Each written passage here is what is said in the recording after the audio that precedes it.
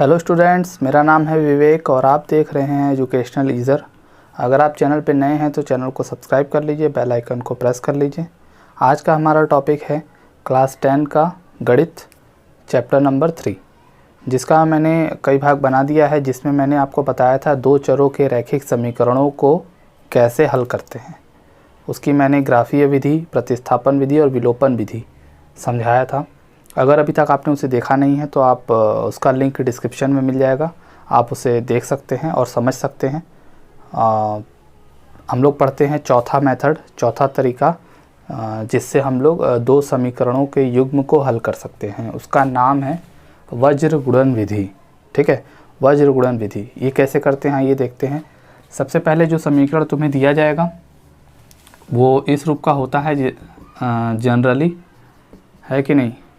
तो उसको पहले क्या करोगे, सभी पदों को एक तरफ ले आओगे। क्या करोगे, सभी पदों को एक तरफ ले आओगे। तो जैसे ये दिया गया है तो 7 इधर की ओर है तो इसको भी इधर ले आएंगे। सभी पदों को क्या करना है, एक तरफ ले आना है। तो 3x - 3y - 15 बराबर 0। तो ये आपका समीकरण संख्या 1 और समीकरण संख्या 2 आ गया। तो वज्र गुणन विधि में करने के लिए करना क्या होता है, x के बटे में लगा लोगे बराबर y के बटे में लगा लोगे और 1 के बटे में। ठीक है, तो x के बटे में जब लगा रहे हो तो x को छुपाओगे। क्या करोगे, x को छुपाओगे और पहले इस तरह से गुणा करोगे, मतलब नीचे और फिर ऊपर। तो नीचे गुणा करोगे तो -3 गुणे -15। तो क्या लिखोगे यहाँ, -3 गुणे -15। फिर माइनस करोगे, फिर -3 गुणे -7 ऊपर की ओर। तो -3 गुणे -7। ठीक, अब y के बटे में लिखना है तो y वाले को छुपाओगे। अब पहले नीचे नहीं, अब पहले ऊपर। ठीक है, पहले ऊपर फिर नीचे। तो पहले ऊपर की ओर जाना है तो 3 का गुणा पहले किस में करेंगे, -7 में। तो क्या आ जाएगा, 3 गुणे -7 और बीच में माइनस लगा के अब नीचे आओगे तो यहाँ पर 1 है, 1 का गुणा -15 में करेंगे। 1 की बात करते हैं तो 1 वाले के लिए इसको छुपाओगे अंतिम पद को और फिर नीचे की ओर। ठीक है, पहले x को जब छुपाते हैं तो पहले नीचे फिर ऊपर जाते हैं, और y वाले को छुपाते हैं तो पहले ऊपर फिर नीचे जाते हैं, और फिर चर पद के लिए जाते हैं तो पहले नीचे फिर ऊपर जाते हैं। तो इस तरीके से तो यहाँ पे 1 गुणे -3 आ जाएगा। ठीक है, -3 गुणे -3 समझ में आ गया कैसे लिखते हैं। अगर ये लिख लोगे तो इसके बाद तो आसान है। क्या करना है, ये बटे में कितना आ जाएगा, -3 गुणे -15 तो 45 आ जाएगा। ये माइनस यहीं रहेगा और -3 गुणे -7 21 आ जाएगा। y बटे में आ जाओ तो यहाँ पे कितना आ जाएगा, 3 गुणे -7 -21, माइनस माइनस प्लस हो जाएगा तो 15 आ जाएगा, +15।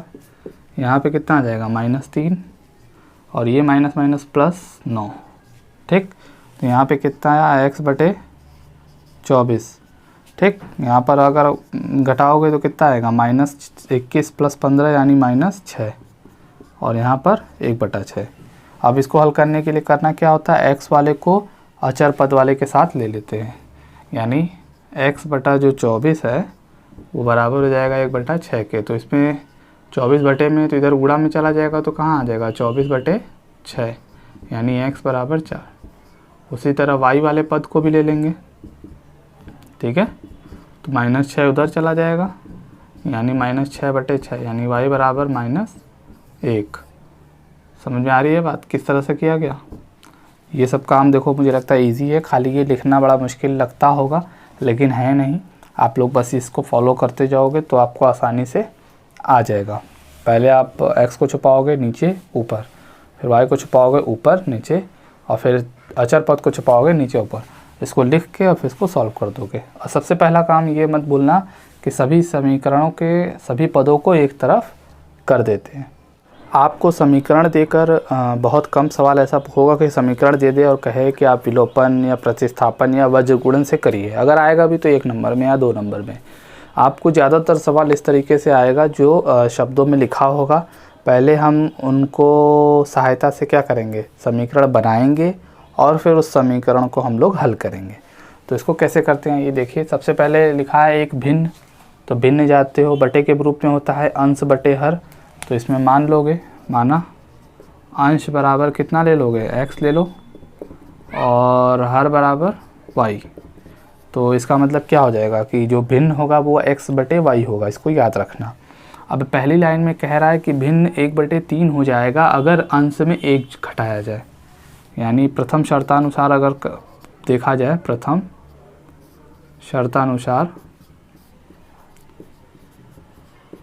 शर्तानुसार क्या कह रहा है कि अगर ये भिन्न है मान लो, तो कह रहा है उसके अंश में 1 घटा दो। तो 1 घटा दोगे तो ये किसके बराबर हो जाएगा, 1/3। यही लाइन कह रहा है ना, यही बात कह रहा है, तो ये लिख दिए। अब तिर्यक गुणा कर दो, तो यहाँ से तिर्यक गुणा करने पे ये आ जाएगा। ठीक है, चर पद को एक तरफ कर दो, y को इधर कर दो, तो कितना आ जाएगा, 3x - y बराबर 3। ठीक, उसी तरह द्वितीय शर्तानुसार अगर बोलें तो द्वितीय शर्तानुसार क्या बोल रहा है कि अगर हर में 8 जोड़ दिया जाए, यानी ये भिन्न है आपका, इसमें अगर 8 जोड़ दो, किसमें, हर में, तो ये हो जाता है 1/4, हो जाता है कि नहीं। तो यहाँ से भी आप तिर्यक गुणा कर लो, तो कितना आ जाएगा, 4x बराबर y + 8। ठीक, तो यहाँ से समीकरण क्या मिला, 4x - y बराबर 8। तो आपको 2 समीकरण मिल गया। तो समीकरण कैसे मिला ये तो पता चल गया। अब इसको हल करना है, देख लेते हैं। तो पहला समीकरण है आपका ये, और दूसरा समीकरण है आपका ये। तो ये 2 समीकरण आपको मिला है। अब इसको आप यहाँ पे तो कहा नहीं है कि इसको प्रतिस्थापन से करो, विलोपन से करो, वज्रगुणन से करो, ऐसा तो बोला नहीं है। आप किसी भी तरीके से इसको कर सकते हो। अगर शब्दों वाला सवाल देता है तो आप किसी भी तरीके से कर सकते हो, ये आपके ऊपर है। हम फिलहाल अभी ताज़ा हम लोगों ने वज्रगुणन पढ़ा है, तो उसको प्रैक्टिस करने के लिए इसको वज्रगुणन से करते हैं। लेकिन अगर एग्ज़ाम में आएगा तो मुझे लगता है कि ये विलोपन विधि से ज़्यादा आसानी से सॉल्व हो जाएगा। विलोपन विधि मैंने लास्ट में बताया था वीडियो में कि कैसे करते हैं, उसके किसी एक पदों को बराबर कर देते हैं। तो देखो यहाँ पे y वाला पद बराबर है कि नहीं, तो बस क्या करना है, उसको माइनस कर दोगे तो आपका हल हो जाएगा। लेकिन हम लोग अभी इसको किससे करते हैं, वज्रगुणन से। चलिए सबसे पहले इसको हम लोग जो है क्या कर लेंगे, एक तरफ कर लेंगे। सबसे पहला नियम तो यही है। ठीक है, तो ये इस तरह से हो जाएगा, और इसको इस तरह से करेंगे तो ये इस तरह से हो जाएगा। ठीक है, तो यहाँ पे x बटे में आ जाएगा, y बटे में और 1 बटे में। तो वज्रगुणन से करने के लिए यही करना होता है। अब x को छुपाओगे पहले नीचे की ओर, -1 × -8, -1 × -8, माइनस लगा दिया, फिर -1 × -3 दिख रहा है आप लोगों को। y को छुपाओगे तो पहले नीचे की ओर नहीं जाओगे, पहले ऊपर की ओर, यानी 4 × -3, तो 4 × -3, फिर यहाँ 3 × -8। ठीक है, 1 को छुपाओगे तो नीचे की ओर 3 × -1, माइनस में आ जाएगा क्या, 4 × -1। ठीक है, तो यहाँ से आपका कितना आ जाएगा, x बटे में कितना आया, -1 × -8, 8 आ जाएगा, माइनस रहेगा, -1 × 3, 3 आ जाएगा। यहाँ की बात करते हैं तो 4 × 3 12 आ जा रहा है आपका, तो -12 आ रहा है। और यहाँ पे 8 × 3 24, -24, और ये माइनस +24 हो जाएगा। और यहाँ पर क्या आ रहा है, -3, और ये माइनस माइनस प्लस, तो 4 आ गया। यानी यहाँ पर कितना आया, x बटे 5 बराबर y बटे 12 बराबर 1/1। यहाँ से आया। अब x वाला इसके बराबर, फिर y वाला इसके बराबर, यानी x बटे 5 बराबर 1/1। तो यहाँ से तिर्यक गुणा करोगे तो x बराबर 5 आ गया। उसी तरह y वाले को बराबर करोगे तो y बटे 12 बराबर 1/1, तो y बराबर 12। तो यहाँ से आपका भिन्न कितना आ गया, भिन्न क्या होता है, x बटा y, तो यानी 5/12। तो देखा कितनी आसानी से सॉल्व हो गया। आपको भिन्न पता करना था, भिन्न पता हो गया। पहले भिन्न को हम लोग में से xy मान लिए, ठीक है, फिर समीकरण जैसे वो बोल रहा था वैसे लिख के समीकरण बना लिए। वज्रगुणन से करना है तो सबको एक तरफ करके हल कर दिए, हैं कि नहीं। अगर ये विलोपन से करना हो तो वो भी कर सकते थे, प्रतिस्थापन से करने का मन है तो वैसे भी कर सकते हो। हल करने के लिए आप किसी भी तरीके से कर सकते हो। ये सवाल कह रहा है 5 वर्ष पूर्व नूरी की आयु सोनू की आयु की 3 गुनी थी और 10 वर्ष पश्चात तो नूरी की आयु सोनू की आयु की 2 गुनी हो जाएगी। तो ये उम्र वाला जब सवाल आता है तो बहुत सारे लोगों को दिक्कत होती है, दिक्कत तो होनी नहीं चाहिए। देखो इस तरह का सवाल आए तो आप 2 बंदे ज़रूर होंगे इसमें, 2 लोग, ठीक है, चाहे पिता पुत्र, है ना, नाम दे दे कुछ माँ पुत्र का हो, है ना, या नाम दे के हो, तो करना कुछ नहीं, आप उसकी वर्तमान आयु को मान लोगे, ठीक है, वर्तमान आयु उन दोनों की x और y मान लोगे, ठीक है। अब वो पहले की आयु की जब बात करेगा तो घटा के बात करोगे, जैसे कि आपकी आयु आज मान लो 15 साल है, तो 5 साल पहले कितना रहा होगा, तो आप 15 माइनस 5 बोलोगे, क्या बोलोगे, 15 माइनस 5। आप हल करके मत बताओ, आप खाली इतना बताओ कि कैसे उसको आप फाइंड आउट करोगे, कैसे उसको पता करोगे। मैं वो आपसे पूछूँ 10 साल बाद आपकी उम्र कितनी होगी, तो आप क्या बोलोगे, 15 प्लस 10 आगे करोगे ना, आगे के लिए प्लस और पीछे के लिए माइनस। तो वही काम यहाँ करेंगे। तो हम 2 बंदे हैं यहाँ पे, 2 लोग हैं, नूरी और सोनू, तो दोनों की आयु को x और y मान लेते हैं। तो मान लेते हैं, माना वर्तमान आयु किसकी, नूरी की जो है वो x वर्ष है और सोनू की y वर्ष। कोई दिक्कत, ये वर्तमान आयु है। अब पहली लाइन कह रहा है 5 वर्ष पूर्व, तो चलो 5 वर्ष पूर्व चलते।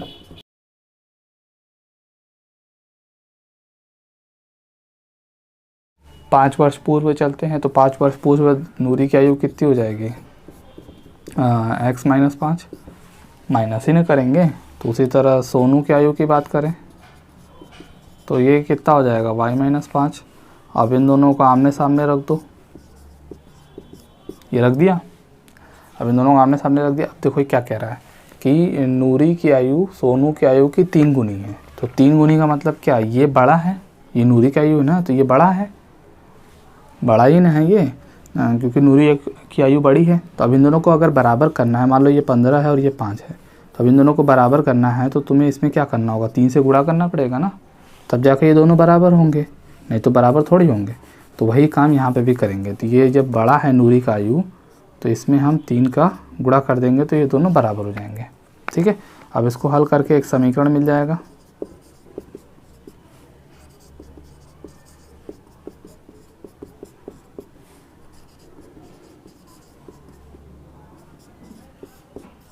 पहला समीकरण मिल गया, ठीक, पहली लाइन से हमको पहला समीकरण मिल गया। दूसरी लाइन कह रहा है 10 वर्ष पश्चात, तो 10 वर्ष पश्चात की बात कर लेते हैं। तो 10 वर्ष पश्चात अगर नूरी की आयु की बात करें तो कितना होगा, प्लस हो जाएगा। आज की आयु में 10 साल प्लस ही करोगे ना 10 वर्ष बाद के लिए। और सोनू की आयु भी क्या हो जाएगी, y प्लस 10। अब उन दोनों की आयु को आमने सामने रख दो, तो ये क्या बोला गया है यहाँ पे बोला गया है कि अब नूरी की जो आयु है वो सोनू की आयु की 2 गुनी है, यानी ये 2 गुना है। अब अभी भी ये बड़ा ही है, तो इन दोनों को बराबर करने के लिए इसमें 2 गुना करना पड़ेगा, तब ये दोनों बराबर हो जाएंगे। तो इसको क्या करोगे, आप सॉल्व कर लोगे। ये 10 इधर आ जाएगा, x माइनस 2y बराबर 2 समीकरण आपको मिल गया। अब ये दोनों समीकरणों को आप जिस मर्जी चाहे उस मर्जी से हल कर सकते हो। तो सबसे पहले लिख लेते हैं x माइनस,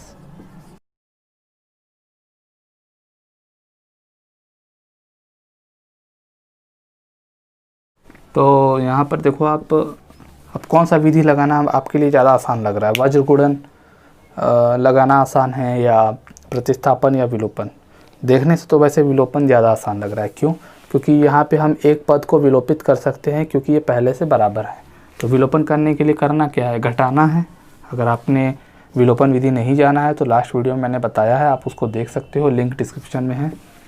तो यहाँ माइनस करोगे, प्लस है तो माइनस हो गया, यहाँ माइनस है तो ये प्लस हो गया, और ये प्लस है तो ये माइनस हो गया, तो ये कट गया, ठीक। -3 और +2 क्या आएगा बताओ, -3 और +2 तो कितना आ जाएगा, -1y, तो यानी -y, और यहाँ -10 -10 तो -20, यानी y बराबर कितना आ गया, 20।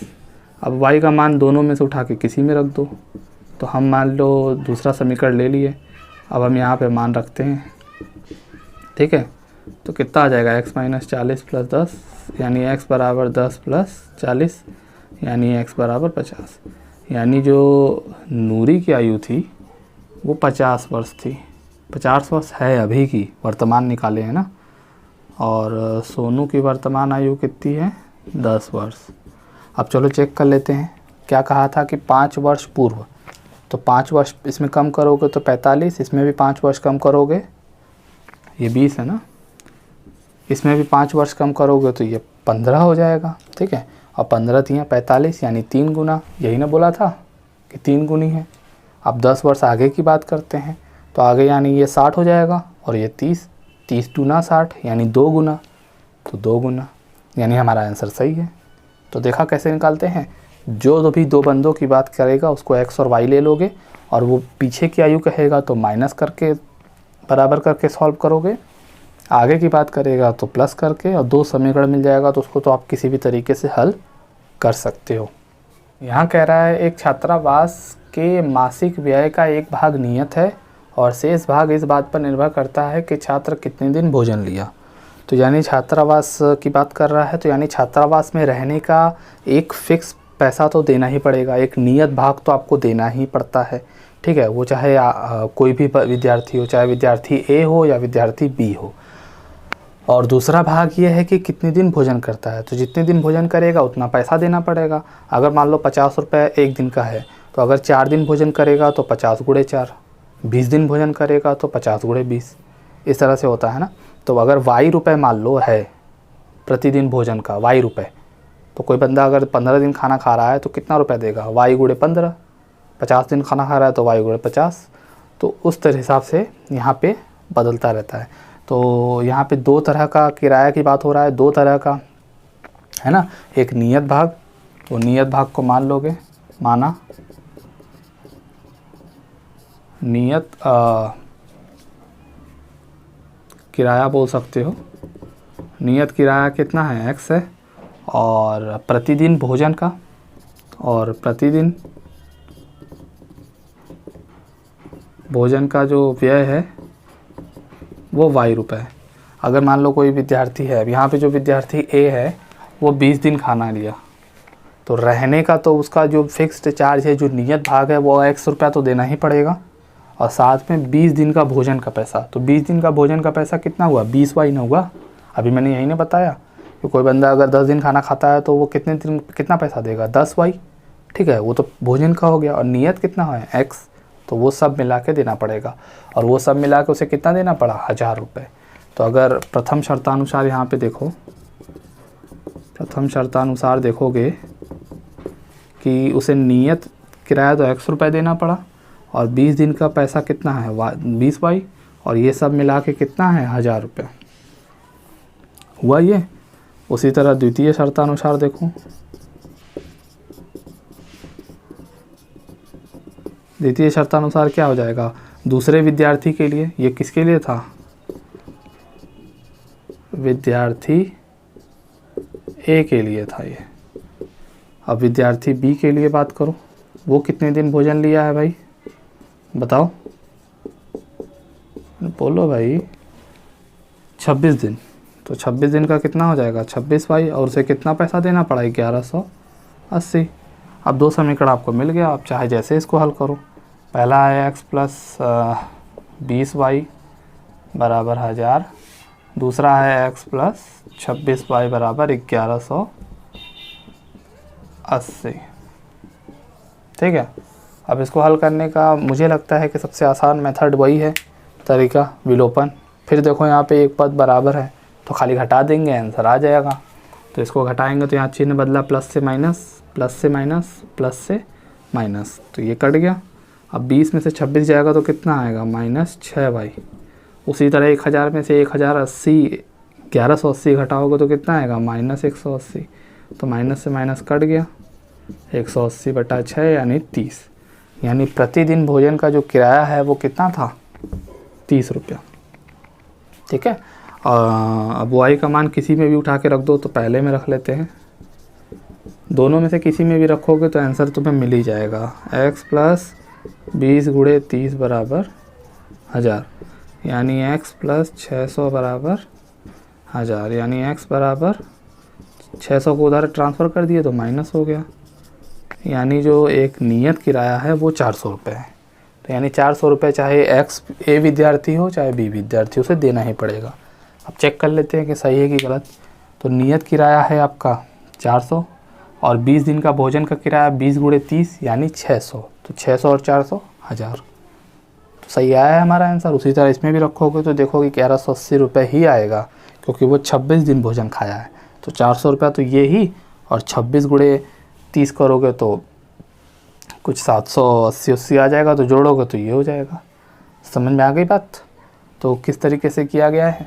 आपको देखने में इतना बड़ा शब्दों वाला दिख रहा है कि क्या माने क्या ना माने, तो उसके लिए सिर्फ आपको प्रैक्टिस करना पड़ेगा। जितना ज़्यादा आप प्रैक्टिस करोगे उतना ज़्यादा आप समीकरण बना सकते हो, और समीकरण बनाने लगोगे तो फिर तो हल कर ही लोगे, अगर आपने हल करना प्रैक्टिस किया है तो फिलहाल आप लोग समझ गए होगे इसको।